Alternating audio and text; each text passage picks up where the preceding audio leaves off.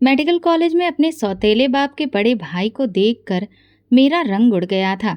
रिश्ते में वो मेरा ताऊ लगता था। जैसे ही मैंने उन्हें देखा, उनकी नज़र भी मुझ पर पड़ चुकी थी, लेकिन क्योंकि वो काफ़ी दूरी पर बैठे थे, इसलिए मैं उनसे छिपने की कोशिश करने लगी। अब मैं घबराहट का शिकार हो गई थी। मेरे हाथ पैर एकदम से ठंडे पड़ गए थे। मैंने पायल से कहा, चलो यार, कैंटीन चलते हैं। वो कहने लगी, इतना अच्छा कार्यक्रम हो रहा है, सब्र करो, थोड़ी देर बाद चलेंगे। इतनी जल्दी भी क्या है, अभी तो हम लोग आए हैं। उसकी बात सुनकर दोबारा मेरी नज़र पहली कतार में लगी कुर्सियों पर गई, जहाँ पर खास मेहमानों के तौर पर मेरे ताऊ को बुलाया गया था, क्योंकि वो एक बहुत ऊंचे कद के राजनेता थे जो सियासत में अच्छी खासी शख्सियत रखते थे। लेकिन मुझ पर नज़र पड़ते ही उनके माथे पर कई शिकने उभर आईं और खुशगवार चेहरे के भाव अचानक से गंभीरता में बदल गए थे।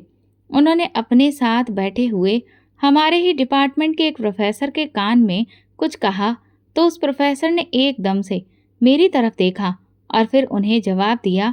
इस पर मेरे सौतेले ताऊ यानी भानु प्रताप का मुंह ऐसा बन गया जैसे उन्होंने कोई कड़वी गोली निगल ली हो, जिसे वो दबाने की लगातार कोशिश कर रहे हों। लेकिन उनके चेहरे के हाव भाव मुझसे छिपे नहीं रह सके।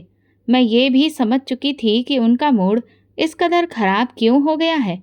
मेरे लिए अब वहाँ एक सेकंड रुकना या बैठकर कार्यक्रम देखना बहुत मुश्किल हो गया था। मैंने पायल का हाथ दबाते हुए कहा, अगर तुम नहीं आना चाहती हो तो ठीक है, मैं जा रही हूँ। ये कहकर मैं वहाँ से फौरन उठी।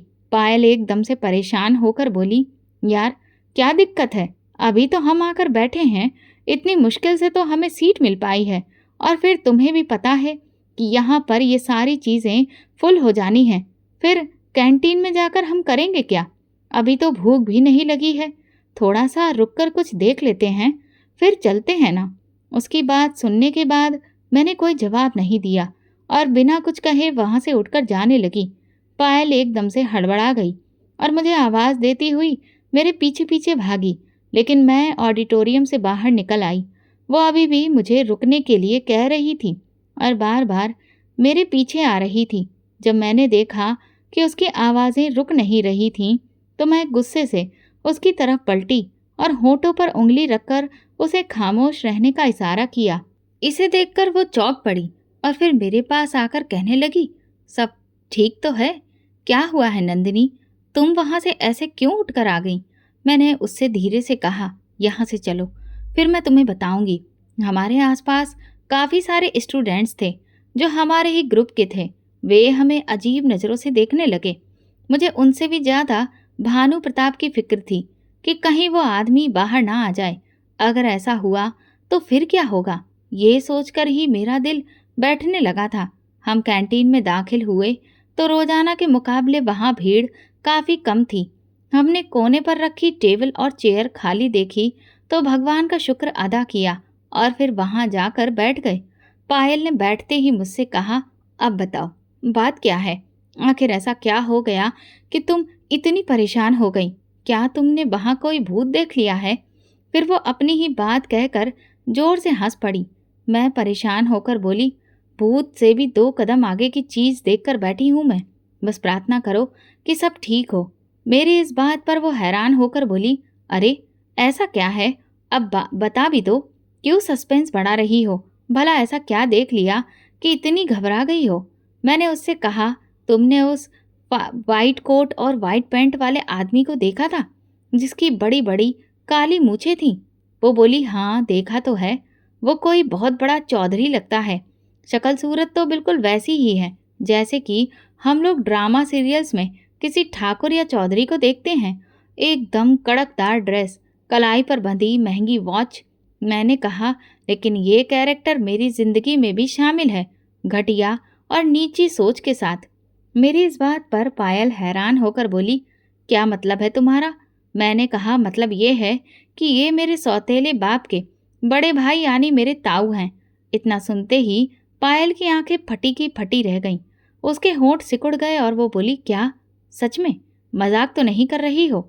मैंने कहा, तुम्हें क्या लगता है, क्या ये मजाक वाली बात है। मेरे गंभीर अंदाज को देखकर वो खुद भी संजीदा हो गई और बोली, सच कहूँ तो मैं आज तक ऐसे लोगों को सिर्फ ड्रामा में ही देखा था। बहुत सख्त कानून कायदे वाले जो अपनी बेटियों की पढ़ाई और आज़ादी को बिल्कुल पसंद नहीं करते, बल्कि शादी पर जोर देते हैं। मैंने कहा, कम से कम वो लोग अपनी बेटियों पर कानून थोपते हैं, लेकिन यहाँ ये आदमी मुझ पर कानून चलाता है। हमारे घर के फैसले भी ऐसे करता है जैसे वही भगवान हो और मैं कोई अनाथ। पायल बोली, तो तुम्हारे माँ बाप कुछ क्यों नहीं कहते? मैंने कहा, वो क्या बोलेंगे? एक तो मैं सौतेली औलाद, दूसरा जब रिश्तेदार इतना अमीर और पावरफुल हो तो उसके आगे झुककर रहना ही पड़ता है। पायल बोली, तो अब मुश्किल क्या है? मैंने कहा, मुश्किल ये है कि उन्होंने मुझे यहाँ देख लिया है। हमने उन्हें ये नहीं बताया था कि मैं मेडिकल कॉलेज में पढ़ती हूँ। पायल ने कहा, भला इसमें बुराई क्या है? ये तो बहुत इज्जतदार प्रोफेशन है। मैंने कहा, बात इज्जत की नहीं, बात इतनी है कि इस खानदान में लड़कियों को ज़्यादा पढ़ाना लिखाना अच्छा नहीं समझा जाता। इस बात पर वो हैरान होकर मेरी तरफ देखने लगी। उस दिन मैं मेडिकल कॉलेज से जल्दी ही अपने घर आ गई थी, लेकिन जैसे ही गली में दाखिल हुई मैंने ब्लैक कलर की बड़ी सी गाड़ी देखी और मेरे रोंगटे खड़े हो गए। मेरा एक एक कदम मन बन भर भारी हो गया। जैसे तैसे भगवान का नाम लेकर मैं गेट के अंदर दाखिल हुई तो वही हुआ जिसका डर था। ड्राइंग रूम से भानु प्रताप की आवाज़ सुनकर मेरे शरीर में जैसे चींटियां रेंगने लगीं। मैं खामोशी से अपने कमरे की तरफ बढ़ रही थी कि तभी कमरे से निकलती माँ की नज़र मुझ पर पड़ी। उनके चेहरे पर हद से ज़्यादा तनाव था। वो तेज़ी से मेरी तरफ आई और बोली, तुम्हारे ताऊ अंदर आए हुए हैं। क्या ज़रूरत थी तुम्हें उनके सामने जाने की? मैंने कहा, मम्मी मैं सच कह रही हूँ, मैं जानबूझकर उनके सामने नहीं गई थी। आज कॉलेज में जो फंक्शन था उसमें उन्हें खास मेहमान के तौर पर बुलाया गया था। वो मेरे बिल्कुल सामने बैठे थे और तभी अचानक उन्होंने मुझे देख लिया।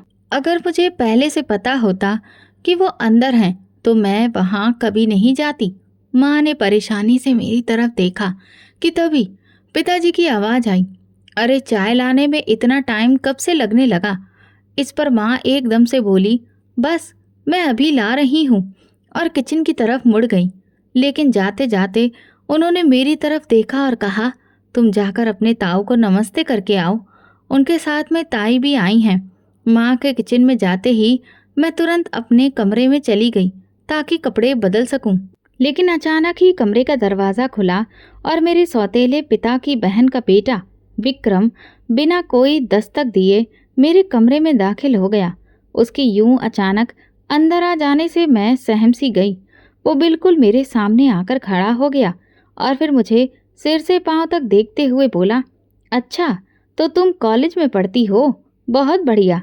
हमें तो पता ही नहीं था कि शहर में आकर तुम लोगों ने अपने पर निकालने शुरू कर दिए हैं। मैंने उससे कहा, तुम मुझसे किस लहजे में बात कर रहे हो? तो वो बड़े ही तंजिया अंदाज में मुस्कुराया और बोला, अच्छा तो अब पढ़ी लिखी लड़कियों की तरह तुम भी हमें अपने तेवर दिखाओगी। अब तुम्हें हमारी बातें भी बुरी लगने लगी हैं।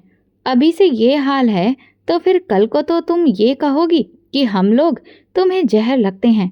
मैंने झट से उसके मुंह पर कह दिया, तो इसमें गलत क्या है? अगर तुमने भी 2-4 कक्षाएं पढ़ ली होती तो कम से कम इतना तो सीख ही लेते कि किसी के कमरे में कैसे दाखिल होते हैं। वो हंसते हुए अजीब से अंदाज में बोला, कमरे में आकर मैंने तुम्हारे साथ ऐसी कौन सी ज़बरदस्ती कर दी है जो तुम मुझे इतनी बातें सुना रही हो? उसकी ये हंसी मुझे बहुत चिढ़ा गई। मैंने गुस्से में कहा, क्या तुम्हारे दिमाग में इसके अलावा और कोई बात नहीं आती? इस पर विक्रम बोला, अगर मैं तुम्हें बताऊं कि मेरे दिमाग में क्या क्या आता है तो तुम्हें मिर्ची लग जाएगी। वो मेरी आंखों में आंखें डालकर बोला तो मुझे अजीब सी घबराहट महसूस हुई। मैंने कहा, तुम बाहर जाओ, मैं खुद ही आती हूँ।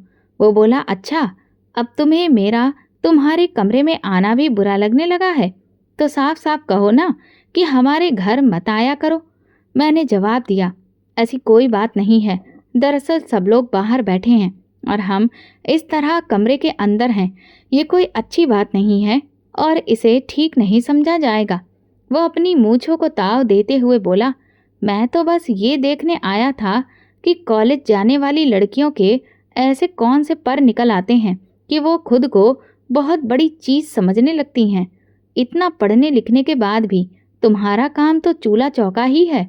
वैसे भी तुम कौन सी बहुत खूबसूरत हो, बस थोड़ा बहुत रंग साफ है, वरना तो इन मोटी मोटी किताबों से कुछ नहीं होने वाला। उसकी ये बात सुनकर मैं अंदर ही अंदर जलकर रह गई। मैं जानती थी कि मेरी रंगत थोड़ी सांवली थी और मैं कोई बेहद सुंदर नहीं थी कि कोई मुझ पर मर मिटे, लेकिन फिर भी विक्रम हमेशा मेरे आसपास मंडराता रहता था, जबकि रिश्तेदारी में कई सुंदर लड़कियां थीं जो उस पर मरती थीं और ये बात वो खुद भी जानता था। फिर भी उन सबको छोड़कर वो मेरे ही आसपास क्यों घूमता रहता था, ये मेरी समझ में नहीं आता था। अक्सर उसकी बातें मुझे बहुत गुस्सा दिला देती थीं, इसलिए जब उसने मेरे रंग रूप पर कटाक्ष किया तो दिल में एक टीस सी उठी और मैंने तपाक से कहा, पढ़ने लिखने के बाद मैं चूल्हा चौका संभालूं या नौकरी करूं, इससे तुम्हें कोई मतलब नहीं होना चाहिए। मेरी बात सुनकर उसकी आंखों में अजीब सा गुस्सा भर आया और वो बोला, मुझे इसका मतलब है या नहीं, ये तो तुम्हें बहुत जल्द पता चल जाएगा। इस वक्त जितना उड़ना है उड़ लो, लेकिन जिस दिन तुम्हारे पंख काट कर तुम्हें पैरों में ना डाल दिया जाएगा ना, उस दिन मैं तुम्हें इन सारी बातों का जवाब दूंगा। ये कहकर वो तेज कदमों से कमरे से बाहर चला गया। उसकी बातें सुनकर मैं सदमे में थी। मुझे उस पर बहुत गुस्सा आ रहा था। न जाने वो खुद को क्या समझता है। ऐसा लगता है जैसे मैं उस पर मरती हूँ, जबकि मैंने कभी उसे यह एहसास तक नहीं होने दिया कि मेरे दिल में उसके लिए कोई जगह है, बल्कि मैंने हमेशा उसे यही जताया कि वो मेरे लिए कोई मायने नहीं रखता। असल में विक्रम मेरे सौतेले पिता की बहन का इकलौता बेटा है। उसके माता पिता के देहांत के बाद वो ताऊ जी के पास रहने लगा, क्योंकि ताऊ जी का कोई बेटा नहीं है। उनकी एक ही बेटी थी, जिसकी शादी उन्होंने अपनी छोटी सोच की वजह से बहुत पहले ही कर दी थी। तब से विक्रम ताऊ जी के पास रह रहा है और ऐश की जिंदगी जी रहा है।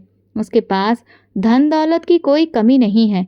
ताऊ जी की संपत्ति भी उसी की होगी और उसके माता पिता की सारी संपत्ति भी उसके नाम है। इसी वजह से वो एक अय्यास किस्म का लड़का बन गया है। मैं गुस्से में तिलमिलाई खड़ी ही हुई थी कि माँ कमरे में आई और गुस्से से बोली, तू अभी तक यहीं खड़ी है? मैं चाय बनाकर अंदर दे आई हूँ, लेकिन तू अब तक अपने ताऊ जी को नमस्ते करने तक नहीं गई। कितनी गलत बात है। अब तक उन्हें पता चल गया होगा कि तू घर पर आ गई है। तू क्या उनके चले जाने के बाद ही कमरे से बाहर निकलेगी? तब तो तेरा बाप मेरी और भी ज़्यादा बेइज्जती करेगा। मैंने मन ही मन कहा। मैं तो कपड़े बदलने ही वाली थी कि तभी विक्रम आ गया और वो फालतू की बातें करने लगा। माँ ने पूछा, क्या कह रहा था वो? मैंने कहा, कुछ नहीं, बस कपड़े बदल रही थी। माँ ने कहा, अब और देर मत कर, जैसी है वैसी ही चल। वैसे भी वो लोग उठकर जाने ही वाले हैं। मैं तुरंत माँ के साथ कमरे से बाहर निकली। जैसे ही मैं ड्राइंग रूम में कदम रखने वाली थी कि तभी ताऊ जी की आवाज़ कानों में पड़ी, तेरी बेटी ने तो पूरे कॉलेज में मेरा सिर ही झुका दिया। मुझे क्या पता था कि ये मेडिकल कॉलेज में पढ़ रही है। अगर जरा सी भी भनक होती तो मैं वहाँ कभी भी जाता ही नहीं। हमारे खानदान की बेटियों की इज्जत होती है और उनका काम घर संभालना होता है, अस्पतालों में मरीजों की देखभाल करना और उनकी गंदगी उठाना नहीं। और तुम्हें तो ये बात अच्छे से पता है कि हमारी परंपराएं क्या कहती हैं। लड़कियों का कॉलेज जाना, वो भी मेडिकल कॉलेज में, ये तो पूरे क्षेत्र में हमारे खानदान की इज्जत के खिलाफ है। इस बात पर मेरे पिता ने बड़े ही नरम लहजे में अपने बड़े भाई को जवाब देते हुए कहा, जी अब तो ज़माना काफ़ी बदल गया है और ज़माने को देखते हुए आजकल लड़कियों का अच्छा पढ़ा लिखा होना भी बहुत ज़रूरी हो गया है। इस बात पर तुरंत ही भानु प्रताप ने तपाक से कहा, ज़माना बदल रहा है ये तुम्हारा ख्याल है। तुम्हें इस बात का एहसास भी है कि लोग क्या कह रहे हैं? खानदान की लड़की को इस तरह से आज़ाद छोड़ देना हमारी परंपराओं के खिलाफ है। और फिर ये बात तो किसी से छुपी नहीं है, ना कि ये तुम्हारी सौतेली बेटी है। सोचो, कल को लोग क्या कहेंगे कि अगर सगी बेटी होती तो क्या ये लोग उसके साथ ऐसा करते? लोगों को तो यही लगेगा कि हम अपने घर की बेटियों को तो संभाल कर रखते हैं, लेकिन नंदिनी क्योंकि सौतेली है तो इसीलिए हमने उस पर ध्यान ही नहीं दिया, बल्कि आज़ाद छोड़ दिया। तभी मेरे पिताजी ने नरम लहजे में एक बार फिर से कहा, हमने उसे आज़ाद नहीं छोड़ा, बस हमारा इरादा यह है कि वो थोड़ा सा अच्छा पढ़ लिख ले।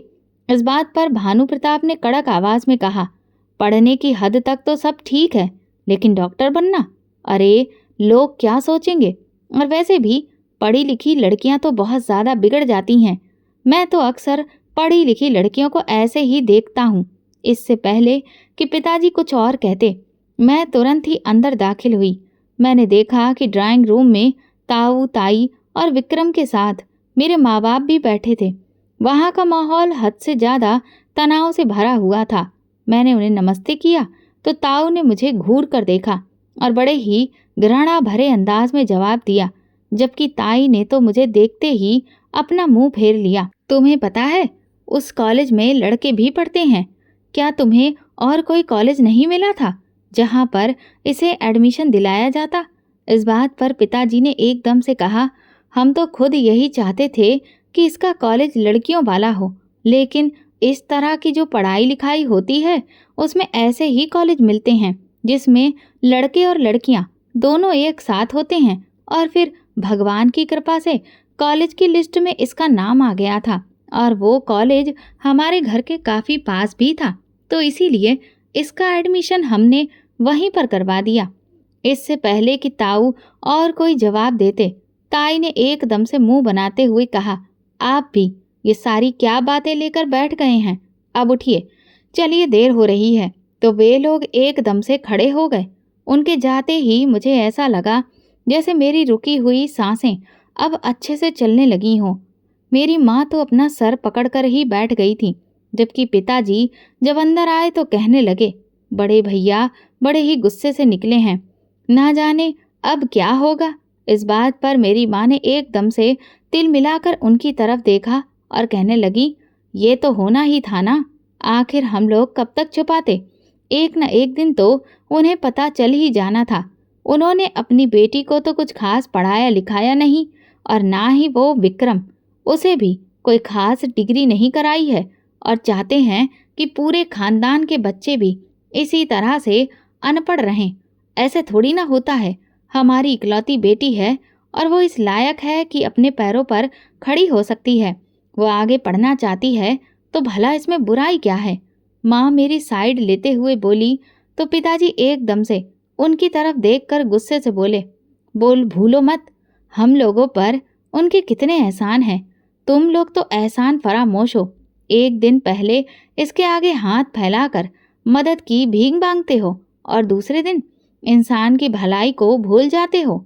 याद है जब तुम्हारा ऑपरेशन का टाइम था तो बड़े भैया ने ही 1 लाख रुपए मेरी हथेली पर रखा था और माँ ने तुरंत कहा, वो लाख रुपया उन्होंने आपकी हथेली पर नहीं रखा था, बल्कि इसके पीछे उनके बहुत सारे मकसद हैं जो आप अभी नहीं जानते, लेकिन मुझे सब कुछ दिखाई दे रहा है। इस बात पर पिताजी एकदम से बिखर कर बोले, तुम औरतों की बस शक करने की आदत कभी नहीं जाएगी। तो यही होगा ना, मेरी पहली बीबी तुमसे लाख गुना अच्छी थी। मजाल है जो उसके मुंह से मेरे खानदान के लिए एक भी शब्द निकल जाए, लेकिन तुमने तो मेरे खानदान को बुरा भला कहने का मकसद ही ठान लिया है। लेकिन इतना सब होने के बाद भी तुम्हारे दिल के अरमान पूरे नहीं होते। इस बात पर माँ एकदम से रोने लग गई। आखिर कब तक आप मुझे दूसरी बीवी होने का ताना देते रहेंगे? आपको क्या लगता है कि क्या मैं आपकी दुश्मन हूँ? अरे आखिर आपके सामने की सच्चाई आपको नज़र क्यों नहीं आती?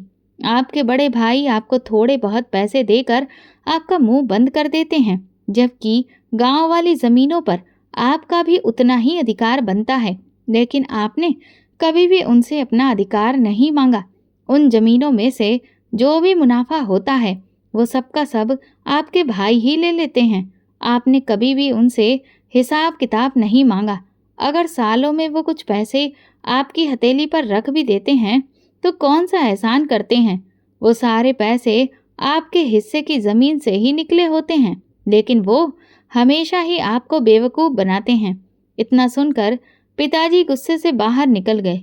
उनके पास जब भी कोई जवाब नहीं होता था, तो वो ऐसे ही बाहर का रास्ता पकड़ लेते थे। उनके जाने के बाद माँ और भी तेज तेज रोने लगी। उन्हें यूँ रोता देखकर मैं बहुत दुखी हो गई। मैंने माँ से कहा, आपको क्या ज़रूरत थी पिताजी के सामने इस तरह से बोलने की, जबकि आपको अच्छे से पता है कि वो अपने बड़े भाई के खिलाफ कोई भी बात सुनने को तैयार ही नहीं होते हैं। और फिर ये सब बातें करने का आखिर क्या फ़ायदा है? घूम फिर कर पिताजी आपको दूसरी बीवी का ताना मारते ही हैं। मुझे तो डर लगता है कि कहीं वो मुझे भी सौतेली बेटी होने का ताना मारना शुरू ना कर दें, क्योंकि इतने सालों में मैंने ये तो देखा है कि पिताजी मुझे बहुत प्यार करते हैं, लेकिन अपने भाई से ज़्यादा तो नहीं। इस बात पर माँ अपने आंसू साफ करते हुए बोली, आखिर कब तक चुपचाप मैं ये सारे तमाशे देखती रहूं? तुम्हारे पिताजी को इतनी सी बात समझ में क्यों नहीं आती कि मैं उनकी दुश्मन नहीं हूँ। उनका बड़ा भाई उन्हें थोड़ा सा फायदा देकर कितना बड़ा नुकसान कर जाता है। अब सबसे बड़ा उदाहरण तो तुम यही देख लो ना कि पढ़ा हम लोग रहे हैं, तुम्हें सारा खर्चा हम लोग बर्दाश्त कर रहे हैं, एक भी पैसा आज तक उनसे नहीं लेते हैं, फिर भी उन्हें हमारे घर के हर मामले पर ऐतराज होता है। आखिर कब तुम्हारे पिताजी इस घर के मुखिया के तौर पर सारे मामलों को मैनेज करेंगे? मैं मानती हूँ कि वो उनके बड़े भाई हैं, लेकिन इसका मतलब ये तो नहीं है कि जिंदगी भर वो तुम्हारे पिताजी को ये सिखाते रहेंगे कि किस राह पर चलना है और किस राह पर नहीं। भला ऐसे कब तक चलेगा? मैं तो अब बहुत ज़्यादा थक गई हूँ। मैंने एकदम से माँ को तसल्ली दी, क्योंकि मैं जानती थी कि वो हाई ब्लड प्रेशर की पेशेंट है। जरा सी भी टेंशन हो जाती है तो उनकी तबीयत काफ़ी बिगड़ जाती है। इसलिए मैं तुरंत ही उन्हें लेकर कमरे में आ गई और लेटने को कहा, और फिर कमरे की लाइट ऑफ करके मैं बाहर आ गई। मेरा कल टेस्ट था, मैं उसकी तैयारी में लग गई, लेकिन ये सारी बातें मेरे दिमाग में लगातार घूम रही थी। मुझे बिल्कुल भी पढ़ाई में मन नहीं लग रहा था। समझ ही नहीं आ रहा था कि अब आगे कौन सी मुसीबत हमारा इंतज़ार कर रही है। अगले दिन मैं मेडिकल कॉलेज से बाहर निकली ही थी कि मुझे ऐसा लगा जैसे कोई गाड़ी मेरे साथ साथ चल रही हो। मैं जैसे ही पीछे मुड़ी तो वो ब्लैक कलर की थार थी और अचानक से मेरे पास आकर रुक गई। ड्राइविंग सीट पर बैठे हुए विक्रम ने गाड़ी का शीशा नीचे किया और मेरी तरफ देखकर बोला, आ जाओ, मैं तुम्हें घर छोड़ देता हूँ। जाने के उसके बोलने के अंदाज पर मुझे थोड़ा शक हुआ। मुझे ऐसा लगा जैसे उसने कुछ पी रखा है, तो मैं एकदम से चौंक गई और मैंने इनकार करते हुए कहा कि मैं अभी घर नहीं जा रही हूँ, मुझे लाइब्रेरी जाना है क्योंकि कुछ किताबें इशू करवानी हैं, इसलिए वहाँ पर कुछ वक्त रुकने के बाद ही मैं घर जाऊँगी। लेकिन वो तो जैसे अपनी ज़िद पर अड़ गया, कहने लगा, ठीक है, तो फिर मैं तुम्हें लाइब्रेरी छोड़ देता हूँ। उसके इस तरह से ज़िद करने पर मुझे यकीन हो गया कि दाल में कुछ काला है। मैं उसके साथ किसी भी हाल में गाड़ी में बैठना नहीं चाहती थी, और आज तो उसकी गाड़ी में बैठने का सवाल ही पैदा नहीं होता था, क्योंकि उसके बात करने का अंदाज और आंखों की लालिमा इस बात की गवाही दे रही थी कि उसने ज़रूर कोई भारी भरकम नशा कर रखा है। उसकी ज़ुबान भी लड़खड़ा रही थी, इसलिए मैं वहाँ से निकल लेने में ही अपनी भलाई समझी और तुरंत भागकर मैं फौरन अपनी यूनिवर्सिटी से लगी हुई एक पतली गली में घुस गई और तेजी से वहां से जाने लगी। गली के मोड़ पर मुड़ते ही मैंने पीछे देखा तो विक्रम की गाड़ी अभी भी वहीं पर खड़ी थी और वो मुझे तीखी नज़रों से ऐसे देख रहा था जैसे कोई शिकार उसके हाथ से निकल गया हो। मुझे लाइब्रेरी तो जाना नहीं था, वो तो बस एक बहाना था। अब मैं इंतज़ार कर रही थी कि कुछ देर और गुजर जाए तो फिर मैं वापस बस स्टॉप की तरफ जाऊं। मैं बेबसी से अपने होंठ काटते हुए सोचने लगी कि अगर इस तरह से रोज रोज होगा तब फिर मैं क्या करूंगी। ऐसे तो मेरा तमाशा ही बनता चला जाएगा। घर पहुंचकर मैंने माँ से जब इस बारे में बात की तो वो भी बहुत परेशान हो गई। वो कहने लगी, उसका भला काम ही क्या था तुम्हारे कॉलेज जाने का? पता नहीं, लेकिन अब पिताजी से बात करो कि वो उसे समझाएं कि वो इस तरह से मुंह उठाकर तुम्हारे कॉलेज ना आए। इस बात पर माँ को बहुत तेज गुस्सा आ गया और वो कहने लगी, तुम्हारे पापा को समझाना कोई आसान बात है क्या? मैं तो वैसे भी उनके भाई या विक्रम के बारे में कोई बात कर दूं तो उन्हें बहुत चिढ़ मच जाती है। इसलिए तुम खुद ही अपने पापा से इस बारे में बात करो। मैंने कहा, माँ, वो मेरी नहीं सुनेंगे, आप तो जानती ही हैं। मैं परेशान होकर माँ से कहा तो वो बड़ी ही गमगीन आवाज़ में बोली, काश तुम्हारे पापा को इस बात का एहसास हो जाए कि अपने परिवार वालों को अपने दिल के पास रखने के साथ साथ अपनी पत्नी और बेटी को भी तो इज्जत देनी चाहिए। उनकी बातें भी तो समझनी चाहिए ना। अगर वो हमें भी दिल से अपना समझते तो फिर सारे दुख ही खत्म हो जाते। मैंने माँ से कहा, आप परेशान ना हो, इस बात का कोई ना कोई हल तो निकल आएगा। मैं आज के बाद कॉलेज जाते वक्त अपना चेहरा दुपट्टे से अच्छी तरह से ढक लिया करूँगी और जब कॉलेज से बाहर निकलूँगी तो पहले ही आसपास का माहौल देख लूँगी। ये सुनकर माँ कुछ निश्चिंत हो गई। अभी इस बात को 1 हफ्ता भी नहीं गुजरा था और फिर मेरे एग्ज़ाम शुरू हो गए कि अचानक एक दिन ताऊ और ताई काफ़ी सारे मिठाई के डिब्बे लेकर हमारे घर आ गए। मैं उस दिन घर पर ही थी और अपने एग्ज़ाम की तैयारी कर रही थी। ताऊ ताई को अचानक अपने घर में देखकर मैं हैरान रह गई, क्योंकि वो तो कभी कभार ही हमारे घर पर आते थे, लेकिन अब 1 हफ्ते में दूसरी बार उनका आना था। मेरे समझ में तो कुछ भी नहीं आ रहा था। माँ के चेहरे पर भी हवाइयाँ उड़ रही थीं। वो कहने लगी, भगवान जाने, मुझे इनका यहाँ आना कुछ अच्छा महसूस नहीं हो रहा। माँ ने जब इस तरह से कहा तो मैं भी परेशान हो गई। मैंने पूछा, ये लोग इतनी मिठाइयाँ लेकर यहाँ क्यों आए हैं? इस पर माँ बोली, क्या कह सकती हूँ, अभी तुम्हारे पापा आ जाएं तो पता चलेगा कि आखिर मामला क्या है। वैसे आज तुम्हारी ताई भी बड़े ही नरम तरीके से बात कर रही हैं। शुक्र है कि वो अपने सिंहासन से उतरकर हमें भी इंसान समझ रही हैं। माँ की बातें सुनकर मेरे दिल में एक अजीब सी बेचैनी पैदा हो गई। वाकई मुझे भी काफ़ी अजीब लग रहा था। इससे पहले तो उन्होंने कभी भी मेरे नमस्ते का जवाब देना तो दूर, मेरी तरफ देखना भी गवारा नहीं किया था। आज तो जबकि उन्होंने ना सिर्फ मेरे नमस्ते का जवाब दिया बल्कि मेरे सिर पर हाथ भी फेरा था, और यही बात मुझे हजम नहीं हो रही थी। हालांकि मुझे बस एक बात की खुशी थी कि आज उनके साथ विक्रम नहीं आया था, इसीलिए मैं चैन की सांस ले रही थी। वैसे भी जब वो आ जाता था तो बिना वजह मेरे आसपास भटकने की कोशिश करता था और इसी वजह से मुझे वो एक आंख नहीं भाता था। एक तो वो बिल्कुल ही आवारा किस्म का था। उसकी बातें हद से ज़्यादा घटिया होती थीं, जिससे मेरा दिमाग खराब हो जाता था। जबकि मैं बहुत अच्छे से जानती थी कि उसे पढ़ी लिखी लड़कियां बहुत बुरी लगती हैं, क्योंकि उन्हें वो अपने पैर के नीचे दबा नहीं पाता था। लेकिन भगवान जाने वो मुझ में इतनी दिलचस्पी क्यों लेता था। मैं भी सोच ही रही थी कि तभी पिताजी आ गए। उन्हें जब पता चला कि उनके बड़े भाई आए हैं तो एकदम से खुश हो गए, लेकिन अंदर जाने से पहले बोले, चाय नाश्ते का इंतज़ाम करो। जबकि मैं और माँ अच्छे से जानते थे कि वो लोग तो हमारे घर का पानी भी नहीं पीते, हमेशा ऐसे ही उठकर चले जाते थे। कई बार उनके इस तरह से जाने की वजह से हमें बहुत गुस्सा आता था। मेरी माँ पिताजी के कहने पर उनके लिए ढेर सारा खाना बनाकर तैयार करती थी और वो उस खाने को देखना भी गवारा नहीं समझते थे। इसलिए मुझे कई बार बहुत गुस्सा भी आता था कि जब वो लोग हमारे घर का कुछ भी खाना पीना पसंद नहीं करते तो फिर पिताजी हमसे इतनी मेहनत क्यों करवाते हैं। अभी भी वो खाने का कहकर खुद आराम से ड्राइंग रूम में चले गए तो मैं माँ की तरफ देखने लगी। अब क्या करें, खाते तो हैं नहीं वो लोग कुछ भी। खामखा इस गर्मी में कौन किचन में सड़ेगा। अभी दिन का खाना बनाकर ही मेरी हालत बिल्कुल खराब हो गई थी। मैंने धीरे से कहा, जब आप जानती हैं कि वो कुछ नहीं खाते तो फिर इतना परेशान होने की कोई ज़रूरत नहीं है। बस चुपचाप करके बैठ जाइए। पिताजी अगर कुछ कहेंगे तो मैं खुद उन्हें बता दूंगी।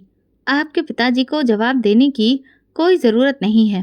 थोड़ी देर के बाद ही ड्राइंग रूम से खुशी की मिली जुली आवाज़ें आईं तो माँ और मैं चौंक कर एक दूसरे की तरफ देखने लगे। इतने में पिताजी की ड्राइंग रूम से आवाज़ आई। वो माँ को बुला रहे थे।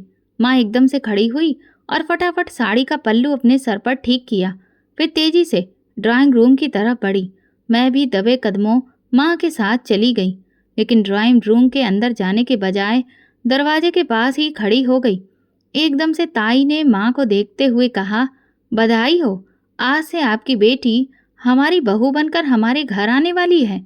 इस बात पर माँ एकदम से ताई की तरफ देखकर बोली, ये आप क्या कह रही हैं? नंदिनी तो अभी पढ़ रही है, अभी तो उसका मेडिकल कॉलेज में एडमिशन हुआ है। इस डिग्री के दौरान हम भला उसका रिश्ता कैसे तय कर सकते हैं? इस पर ताऊ माँ की तरफ अजीबोगरीब नज़रों से देखते हुए बोले, मर्दों के फैसले होते हैं भाभी। हमारे खानदान में औरतें मर्दों के मामले में नहीं बोलती। ठीक है, आप मेरे भाई की पत्नी हैं, लेकिन इसका मतलब ये नहीं कि आप इस खानदान की परंपराओं को तोड़ते हुए हम मर्दों के बीच में आकर बोलें।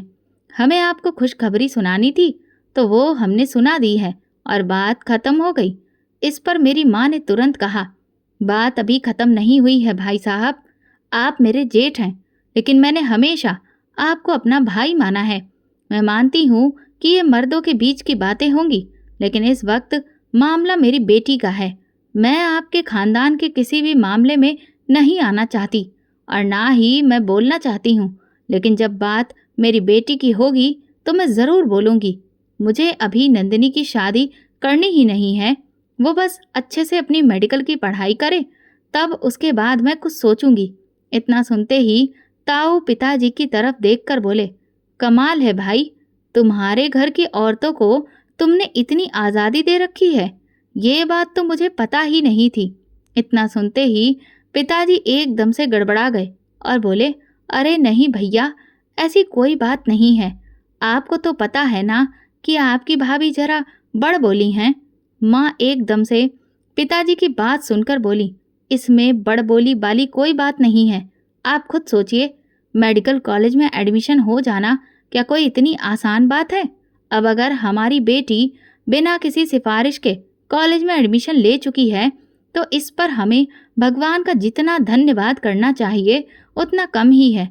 इस पूरे खानदान भर में इकलौती हमारी बेटी ही है जो पढ़ लिख कर डॉक्टर बनेगी। उसकी आंखों में कितने बड़े बड़े सपने हैं, भला हम उन सपनों को क्यों नोचें? बस मैं इसीलिए तो ज़्यादा पढ़ाई लिखाई के खिलाफ हूँ भाभी। ये देखिए, मेरी पत्नी भगवान की गाय है। अगर मैं इसे बैठने को कहता हूँ तो बैठ जाती है, खड़े होने को कहता हूँ तो खड़ी हो जाती है। आप भी पढ़ी लिखी हैं तो देखिए, अपना खुद का ही हाल देखिए।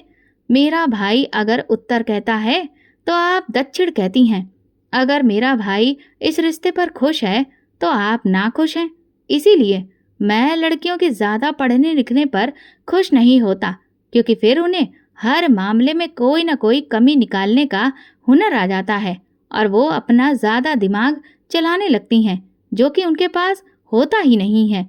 माँ ने मेरे पिताजी की तरफ मुखातिब होते हुए कहा, देखिए जी, मैं और कोई बहस नहीं करना चाहती। मैं सिर्फ इतना चाहती हूँ कि मेरी बेटी पढ़ लिख जाए। उनकी बात को काटते हुए ताऊ ने तुरंत कहा, और कितना पढ़ाएंगी भाभी? पढ़ लिख कर भी तो आखिर आपको अपनी बेटी की शादी ही तो करानी है और उसे चूल्हा चौका ही तो संभालना है, या फिर उसकी कमाई खाने का इरादा है? अरे, अपनी बेटी के बाल सफ़ेद होने से पहले उसे विदा कर दें तो ज़्यादा अच्छा है। माँ कुछ कहने ही वाली थी कि तभी पिताजी की गरजदार आवाज़ कमरे में गूंजी, खामोश हो जाओ बददिमाग औरत। तुमने अगर एक शब्द भी कहा तो मैं तुम्हें तलाक दे दूंगा।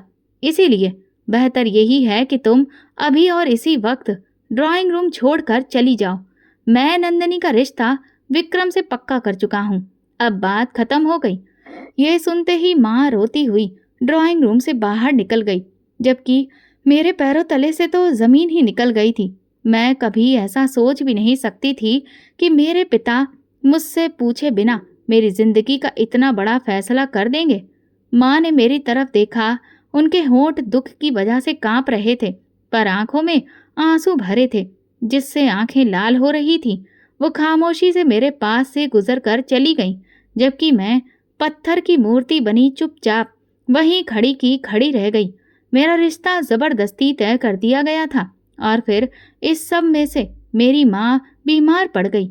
मैं अपनी पढ़ाई लिखाई, भविष्य, करियर और माँ की बीमारी के चक्कर में बिल्कुल घनचक्कर बनकर रह गई थी। मुझे कुछ भी समझ में नहीं आ रहा था कि करूं तो क्या करूं। पिताजी को भी समझाना बिल्कुल ही बेकार हो चुका था, क्योंकि उन्होंने तो हमेशा ही हमसे ज़्यादा अपने बड़े भाई और अपनी बहन के बेटे को ही अहमियत दी थी। कहीं न कहीं शायद इसकी वजह ये थी कि मैं उनकी सौतेली औलाद थी और मेरी माँ उनकी दूसरी पत्नी। मैं अब और बहस करना ठीक नहीं समझती थी, क्योंकि मैं बहुत अच्छे से जानती थी कि घर में और ज़्यादा कलह पैदा होने से बेहतर ये है कि मैं अपना ही मुंह बंद कर लूं, कम से कम तब जब तक माँ की तबीयत ठीक नहीं हो जाती। लेकिन मुझे ये एहसास नहीं था कि मेरी माँ एक रात चुपचाप ऐसी सोएगी कि फिर वो कभी उठेगी ही नहीं। तलाक की धमकियां तो पिताजी उन्हें अक्सर पहले भी देते रहते थे, लेकिन कभी भी इस तरह से सबके सामने बैठकर पिताजी ने उन्हें ऐसी बात नहीं कही थी। इस बार मेरी माँ दोहरी परेशानी बर्दाश्त नहीं कर सकी और उन्हें फिर ऐसा हार्ट अटैक हुआ जो उनके लिए जानलेवा साबित हुआ और ऐन मौके पर ही उनकी मृत्यु हो गई। माँ के जाने के बाद हमारा घर पूरी तरह से बिखर गया था और मेरी आखिरी उम्मीद भी टूट गई थी। एक मेरी माँ ही तो थी जो मेरा सहारा थी, जो मुझे समझती थी। लेकिन फिर भी मैंने जैसे तैसे खुद को संभाला और अपने आप को समझाया कि मुझे अपनी माँ का सपना पूरा करना है हर हाल में। और इसीलिए खुद को समेटकर मैं दोबारा से कॉलेज जाने की तैयारी शुरू ही कर रही थी कि तभी पिताजी मेरे पास आए और दो टूक शब्दों में मुझसे कहने लगे, अगर तुम्हें अपनी मेडिकल की पढ़ाई पूरी करनी है तो फिर तुम्हें एक शर्त पर ही इस बात की इजाज़त मिलेगी। मैं खाली खाली नज़रों से पिताजी की तरफ देख रही थी, क्योंकि मैं जानती थी कि मैं अभी अपने पैरों पर खड़ी नहीं हूँ और पिताजी से मुंह मोड़ लेने का नतीजा यही निकलेगा कि वो सपना जो मेरी माँ ने मेरे लिए देख रखा था, जिसके टूट जाने के डर से वो अपनी जान गंवा बैठी, वो भी हमेशा के लिए ख़त्म हो जाएगा। वैसे भी पिताजी को करनी तो अपने मन की ही थी, इसीलिए मैं दिल ही दिल में भगवान से मदद मांगने लगी कि पिताजी कोई ऐसी बात मेरे सामने लेकर ना आ जाएं जो मेरी बर्दाश्त की हद से ज़्यादा हो। पिताजी मुझे सोच में डूबा हुआ देखकर धीरे से बोले, अगर मेरी एक शर्त मान लो तो फिर तुम्हारा ही फायदा है। मैंने धीरे से कहा, आप क्या कहना चाहते हैं? तो वो बोले, पहले मुझे ये बताओ, क्या तुम अभी भी मेडिकल की पढ़ाई करना चाहती हो? डॉक्टर बनना चाहती हो या नहीं?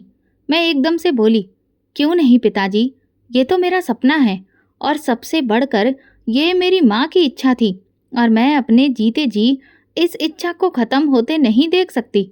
इस पर पिताजी बोले, तो ठीक है, फिर मेरी शर्त यह है कि तुम अपनी डिग्री पूरी करने के बाद विक्रम से शादी करोगी। बताओ, तुम्हें मेरी ये शर्त मंजूर है? अगर हाँ तो तुम आज से ही कॉलेज जा सकती हो, लेकिन अगर तुम्हें ये शर्त मंजूर नहीं है तो याद रखो, मैं तुम्हें कॉलेज जाने की इजाज़त कभी नहीं दूंगा और ना ही तुम्हें सपोर्ट करूंगा। मुझे नहीं पता था कि मेरे वही पिता जिनके प्यार में मैंने अब तक कभी भेदभाव नहीं देखा था, माँ के जाने के बाद इस कदर सख्त दिल हो जाएंगे। उन्हें तो इस बात का एहसास भी नहीं था कि वो अपने बड़े भाई की खुशी की खातिर अपनी पढ़ी लिखी बेटी को एक अनपढ़ के साथ ब्याह रहे हैं। उन्हें अपने भाई की खुशी तो दिख रही थी, लेकिन मेरी खुशी की कोई अहमियत नहीं थी। ये तो एक सौदा था, लेकिन इसमें नुकसान सिर्फ मुझे था। लेकिन मेरे पास और कोई रास्ता नहीं था, इसलिए मैंने हाँ कर दी और पिताजी से कह दिया कि जैसा वो चाहते हैं मैं ठीक वैसा ही करूँगी, लेकिन जब तक मेरी डिग्री पूरी नहीं होती तब तक मेरी शादी नहीं होगी। पिताजी ने कहा, ठीक है, मुझे मंजूर है और इस तरह से मुझे कॉलेज जाने की इजाज़त मिल गई। जब मेरी डिग्री मेरे हाथ में आई और मैंने प्रैक्टिस शुरू करने की सोची, तभी विक्रम के घर से खबर आई कि अब बहुत इंतज़ार हो गया, अगले हफ्ते ही शादी होगी। पिताजी ने हाँ कर दी। जब मुझे ये खबर मिली तो मैं बहुत रोई, क्योंकि ये कैसे लड़के के साथ मेरी तकदीर जोड़ी जा रही थी, जो कि बिल्कुल जाहिल और बिगड़ैल था, और सबसे बढ़कर मैं उसे बिल्कुल पसंद नहीं करती थी। मेरे दिल में उसके लिए कोई भी जज्बात नहीं थे। भगवान जाने पिताजी को उसमें क्या नजर आता था कि उन्होंने मेरी खुशियों की परवाह भी नहीं की और मुझे उसके साथ बांध दिया। मैं जो अब तक शहर में पली बड़ी थी, अब गांव की इस हवेली की चार दीवारी के भीतर एक कैदी की तरह जिंदगी बिता रही थी।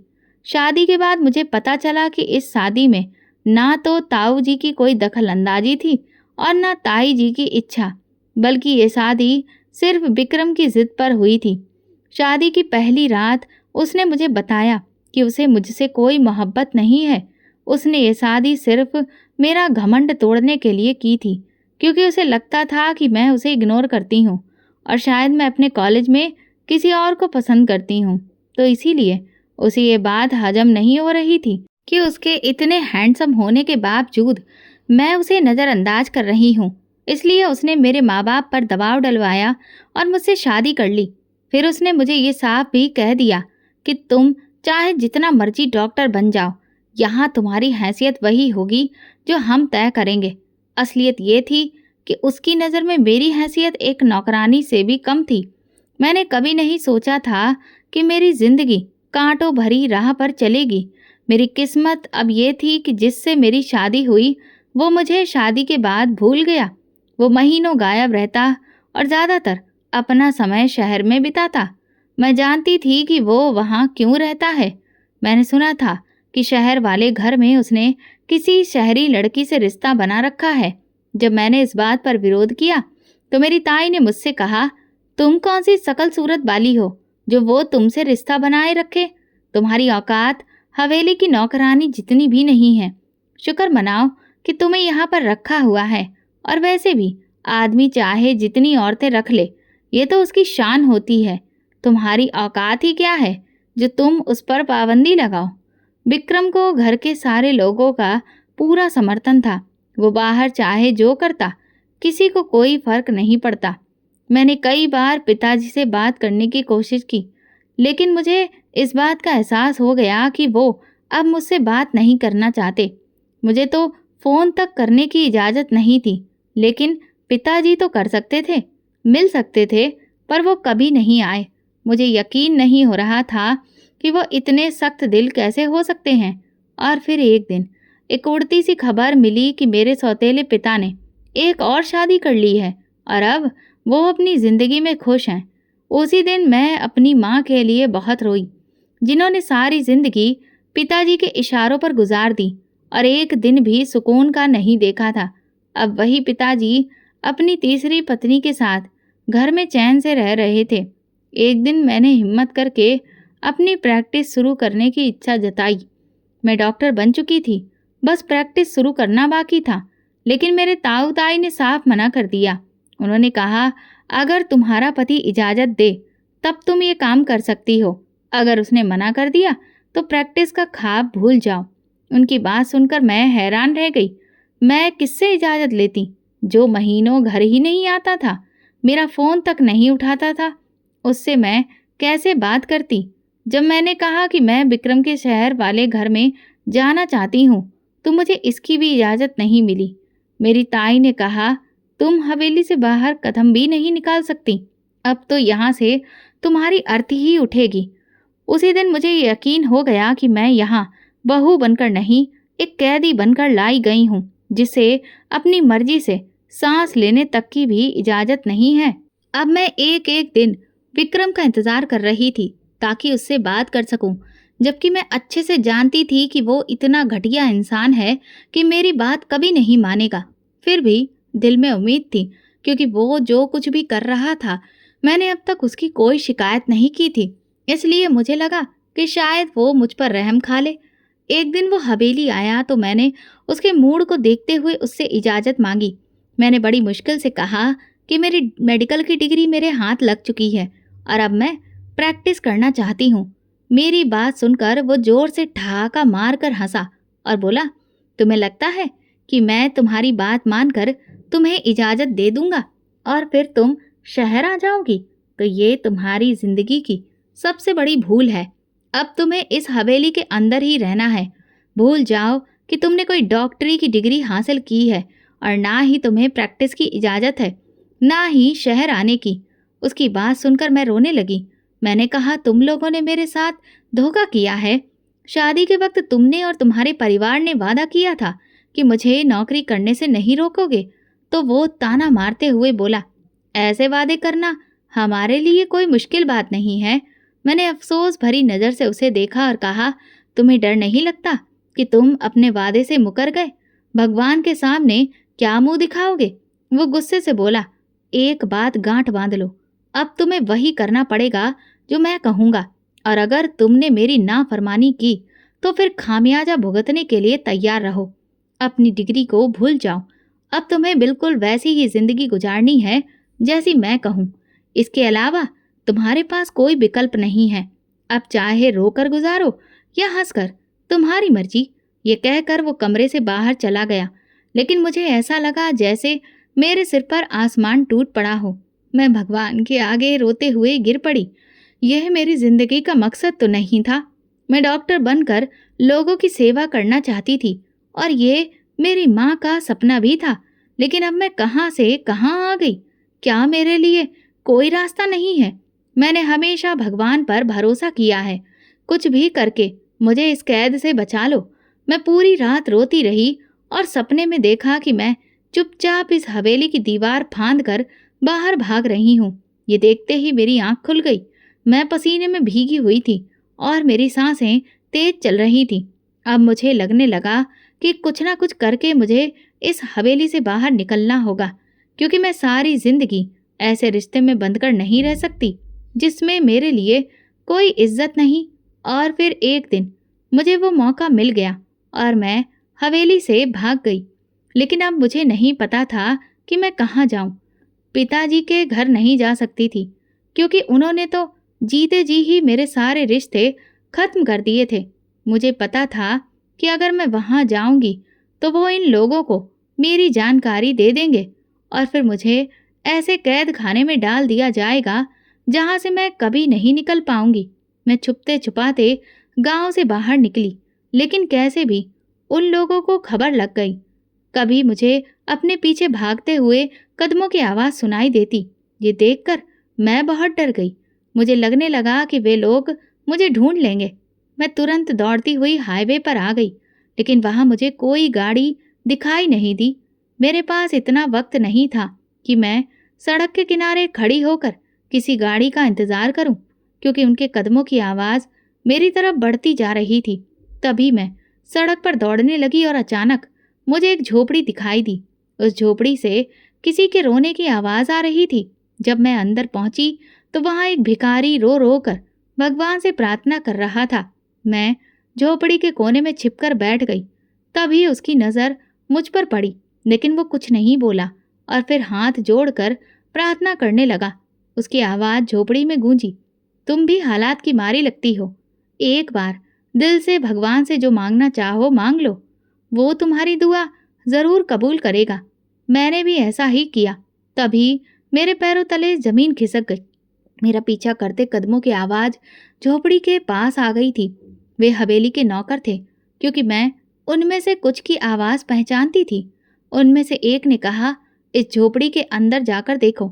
ये सुनते ही मैं कांपने लगी। अगर उनमें से कोई भी झोपड़ी के अंदर आ गया तो फिर मुझे देख लेगा। ये झोपड़ी इतनी बड़ी नहीं थी और ना इसमें कोई खास छिपने की जगह थी। मैंने आंखें बंद करके भगवान का नाम लेना शुरू कर दिया कि कोई भी झोपड़ी में ना आए और मैं सही सलामत शहर पहुंच जाऊं। थोड़ी देर बाद मुझे लगा कि झोपड़ी के बाहर अब कोई आवाज़ नहीं आ रही, जैसे वहां कोई मौजूद ही ना हो। तभी मुझे झोपड़ी के बाहर किसी गाड़ी के रुकने की आवाज़ आई। भिखारी ने अचानक अपनी आंखें खोली और मेरी तरफ देखकर कहा, बेटी, भगवान ने तुम्हारे लिए नया रास्ता खोल दिया है, फौरन निकल जाओ।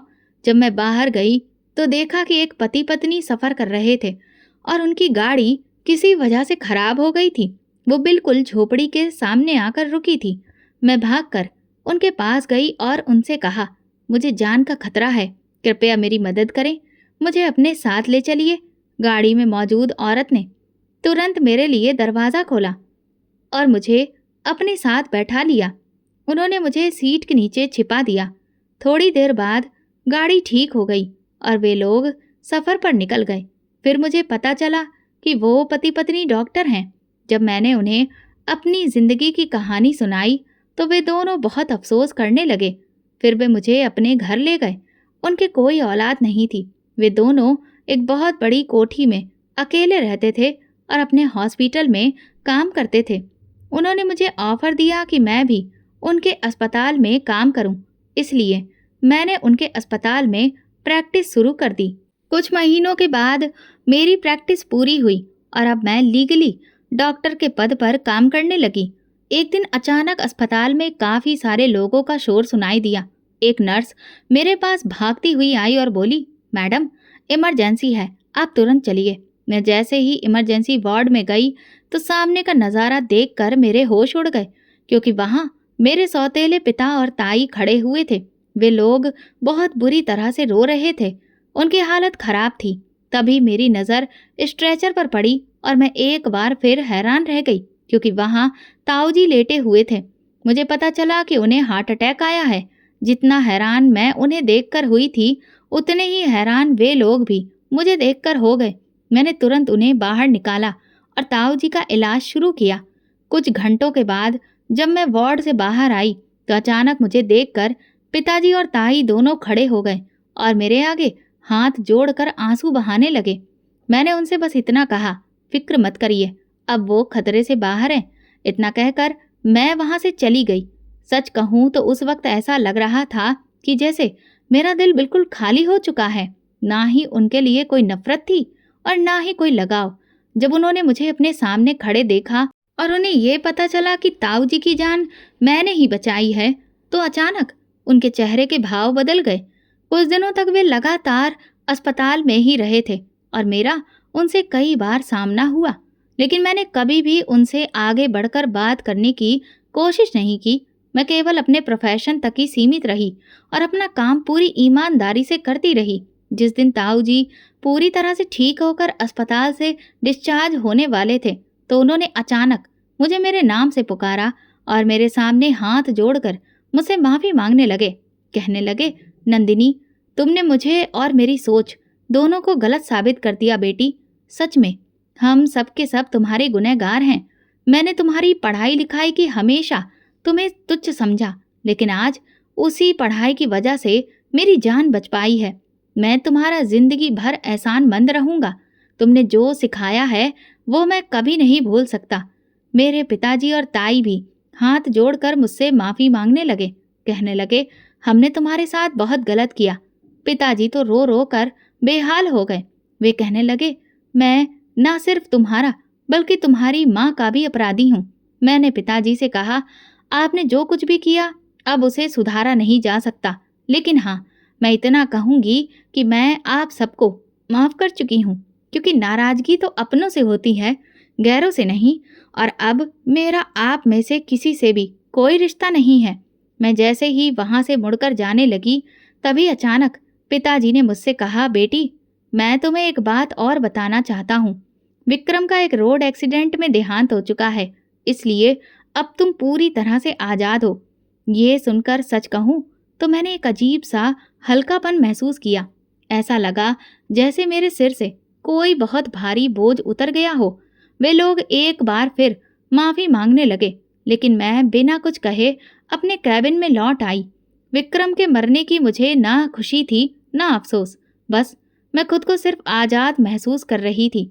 मैंने जो अपनी ज़िंदगी की दूसरी शुरुआत की थी उसमें उन डॉक्टर पति पत्नी का बहुत बड़ा हाथ था, जो ना सिर्फ मुझे अपनी बेटी कहते थे बल्कि सच में बेटी समझते भी थे। शायद ये उनके प्यार का ही असर था कि अब मेरे दिल में मेरे अतीत को लेकर सिर्फ खालीपन था और मैं एक सामान्य जिंदगी की ओर लौट आई थी। आज मुझे इस बात का सुकून भी था कि जिन लोगों ने मुझे और मेरी माँ को इतना सताया था, जो हमें हर कदम पर गलत साबित करते थे, आज वे खुद अपनी ही नज़रों में गिर चुके थे और उन्हें अपनी गलती का एहसास हो चुका था। और ये सब सिर्फ मेरे भगवान की मेहरबानी थी, जिनकी वजह से उन्हें उनके किए की सज़ा मिली थी और मुझे वे माता पिता मिले थे जो मुझे दिल से चाहते थे। अब मेरा मकसद सिर्फ और सिर्फ अपने प्रोफेशन के साथ इंसाफ करना, अपनी माँ के सपने को पूरा करना और अपने नए माता पिता की सेवा करना था।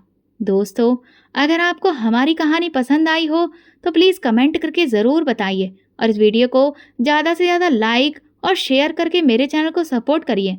अगर आप चैनल पर नए हैं तो सब्सक्राइब जरूर करें और नोटिफिकेशन बेल दबाएं ताकि अगली अपडेट सबसे पहले आपको मिले। धन्यवाद।